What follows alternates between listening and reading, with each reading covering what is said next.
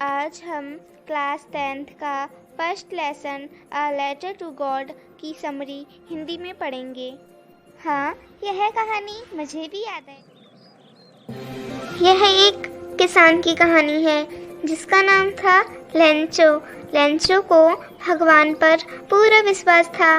Lencho और उसका परिवार एक छोटी पहाड़ी की चोटी पर एक घर में रहता था। उसका घर पहाड़ी पर केवल एकमात्र घर था।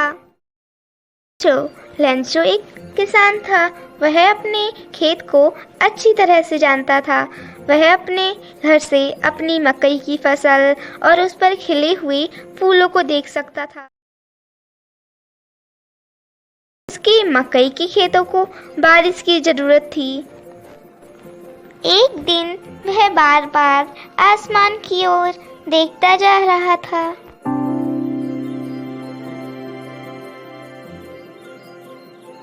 क्योंकि उसे लग रहा था कि बारिश होने वाली है। उसने अपनी पत्नी से यह बात कही जो रात के भोजन की तैयारी कर रही थी।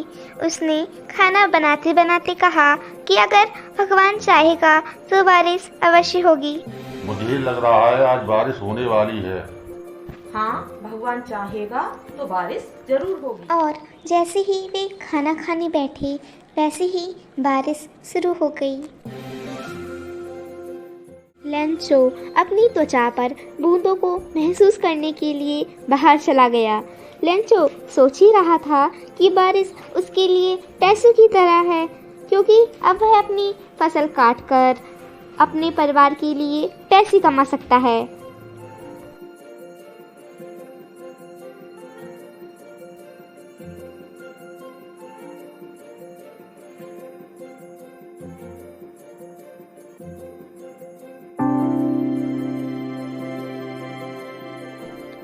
लेकिन जब लेंचो बारिश को देखकर खुशी हो रहा था, तभी तेज हवा चलनी शुरू हो गई और आसमान से ओले गिरने लगे।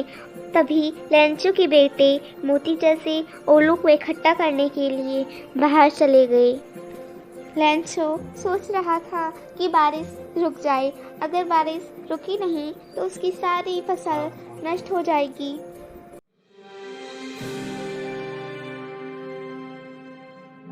लेकिन बारिश एक और घंटे तक चली। जब तक बारिश खत्म हुई तब तक सारी फसल नष्ट हो चुकी थी। ऐसा लग रहा था कि जैसे सारी फसल ओलों की वजह से नमक से ढक गई हो। अब लेंचो बहुत दुखी था और उसने मैदान में खड़े होकर अपने बच्चों को बताया कि टिड्डियाँ भी इतना नुकसान नहीं करती।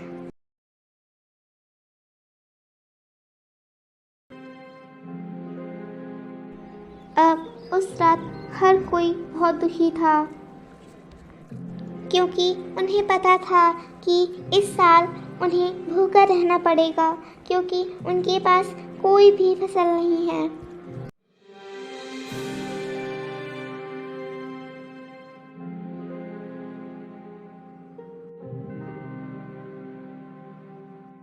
लेकिन इस सब के बाद भी उनके पास एक उम्मीद बची हुई थी और वह थे ईश्वर। पूरे परिवार का मानना था कि भगवान कभी किसी को भूखा नहीं मरने देंगे। लेंचो जानता था कि भगवान सब कुछ देखते हैं और उन्हें पता है कि हर किसी के दिमाग में क्या है। वह भगवान से 100 पैसों मांगता है ताकि वह अपने खेत को फिर से बो सके और फसल आने तक वह जी सके। उसने डाकघर में जाकर पत्र पर एक मुहर लगा दी और इसे मेल बॉक्स में गिरा दिया।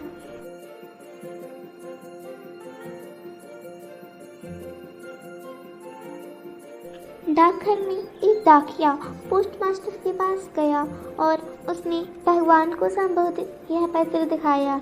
डाकिया जोर जोर से हंस रहा था, क्योंकि उसने आज तक ऐसा कुछ नहीं देखा था।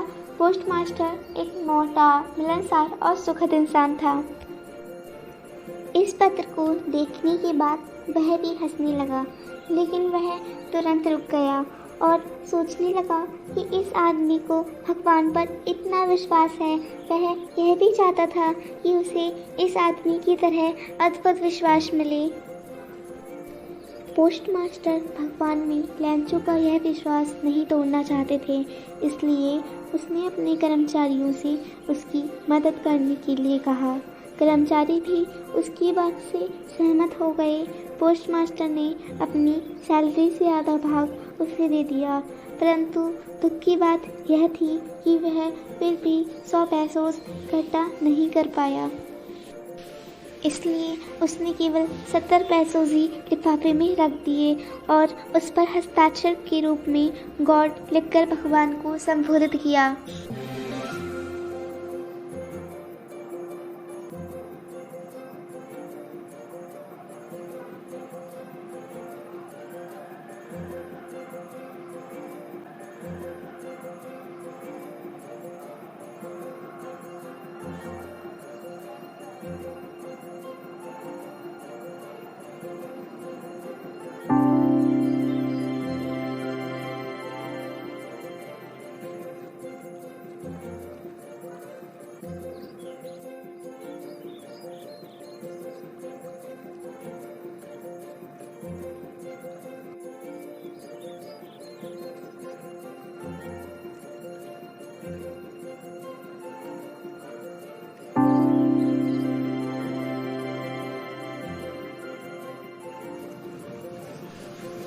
अगले रविवार लैंचो अपना पत्र लेने आया।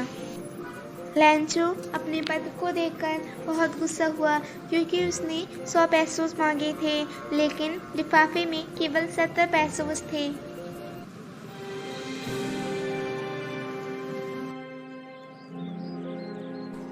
उसे पता था कि भगवान इसे गलती से नहीं कर सकते।